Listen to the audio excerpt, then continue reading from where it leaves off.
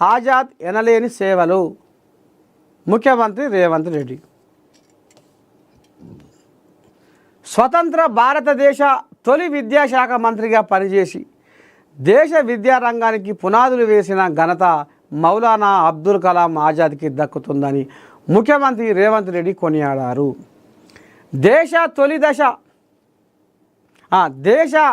తొలి విద్యాశాఖ మంత్రి మౌలానా అబ్దుల్ కలాం ఆజాద్ జయంతి సందర్భంగా విద్యారంగ ప్రగతికి ఆజాద్ చేసిన సేవలను ముఖ్యమంత్రి స్మరించుకున్నారు.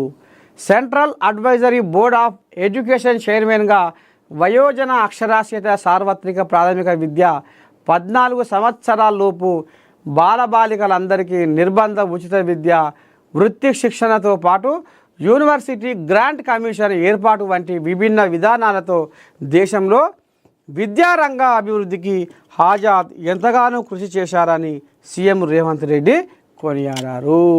ఆయన జయంతి రోజును జాతీయ విద్యా దినోత్సవంగా జరుపుకుంటున్నామని తెలిపారు. సరే, సంతోషం. రిలయన్స్ అధినేత ముఖేష్ అంబానీ భారీ విరాళాలు. ఎక్కడ ఇది? తిరుమల అన్నప్రసాదం ట్రస్టుకు 100 కోట్ల విరాళం. 2 లక్షల మందికి అన్నప్రసాదం అందించేలా కొత్త వంటశాల. రాజస్థాన్లోని నాథ్ద్వారాకు 50 కోట్లకు పైగా విరాళం. కేరళలోని గురువాయూర్ ఆసుపత్రికి తొలి విడతగా 15 కోట్లు. ఒక్కరోజే 3 ప్రముఖ ఆలయాలను సందర్శించిన అంబానీ. ప్రముఖ పారిశ్రామికవేత్త రిలయన్స్ ఇండస్ట్రీస్ అధినేత ముఖేష్ అంబానీ తన దాతృత్వాన్ని మరోసారి చాటుకున్నారు.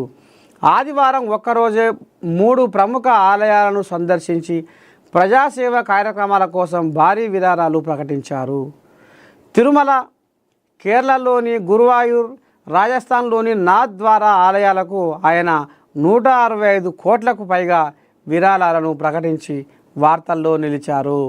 వివరాల్లోకి వెళ్తే ఆదివారం వేకువజామున సుప్రభాత సేవ అనంతరం ముఖేష్ అంబానీ తిరుమల శ్రీవారిని దర్శించుకున్నారు.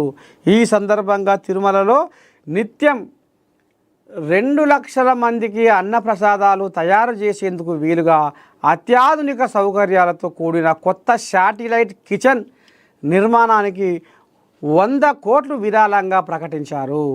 ఈ కొత్త వంటశాలను అన్నప్రసాదం ట్రస్టుకు అంకితం చేస్తున్నామని, ఆంధ్రప్రదేశ్ ప్రభుత్వ సహకారంతో ఈ పవిత్ర కార్యక్రమంలో భాగస్వాములు కావడం తమకు లభించిన మహాభాగ్యమని రిలయన్స్ సంస్థ ఒక ప్రకటనలో పేర్కొంది.